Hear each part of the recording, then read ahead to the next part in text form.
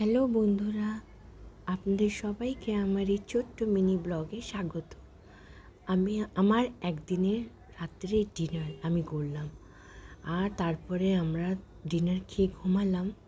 তারপরে এত বৃষ্টি হয়েছে আমাদের এখানে, মানে আমাদের না, সবার ওখানে।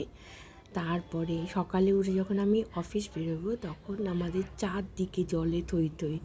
সেই জল পার করে আমাকে তারপরে অফিসে বেরোতে হলো।